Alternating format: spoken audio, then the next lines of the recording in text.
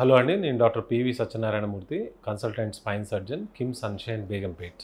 Sciatica అనేది జబ్బు కాదండి. సయాటికా అనేది ఒక లక్షణం. సయాటికా అంటే ఇప్పుడు ఈ కాలు భాగంలో వెనక 25 ఒక కాలు లాగటాన్ని సయాటికా అంటాం. మోస్ట్ కామన్గా ఏంటంటే ఈ బటక్ అంటే పిడుదుల నుంచి తొడ ఎముక భాగం నుంచి కింద పాదం దాకా కాలు లాగడాన్ని సయాటికా అంటాం. ఈ సయాటిక్ అంటే ఒక సయాటిక్ నర్వ్ ఉంటుంది మన కాళ్ళలోకి, 2 కాళ్ళలో సయాటిక్ నర్వ్ అని ఉంటుంది. ఈ సయాటిక్ నర్వ్ అనేది మన వెన్నుపూస నరాల నుంచి తయారై కిందకి వెళ్తూ ఉంటుంది. సో ఈ సయాటికా అనేది చాలామంది నాకు సయాటికా ఉందంటే, సయాటికా అనేది జబ్బు కాదు. సయాటికా అనేది ఒక లక్షణం, అంటే ఒక సిమ్టమ్ అది.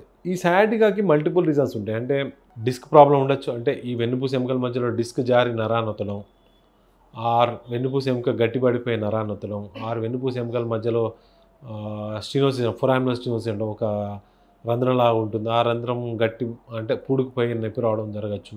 ఆర్ వెన్నుపూస ఎముకల కదలిక వల్ల రావచ్చు. అండ్ మల్టిపుల్, ఒక్కోసారి ఏ రీజన్ లేకుండా కూడా రావచ్చు.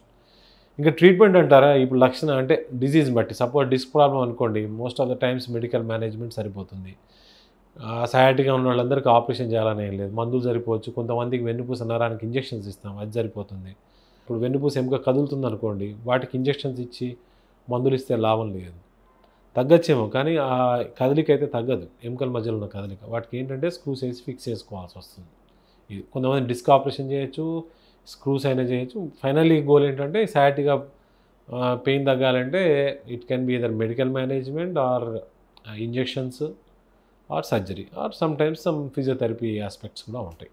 మీరు తీసుకునే అదే మందులు, అదే నాణ్యమైన మందులు, కానీ సగం ధరకే. అవును, మెడ్ ప్లస్ బ్రాండ్స్ పై 50 to 80% తగ్గింపు.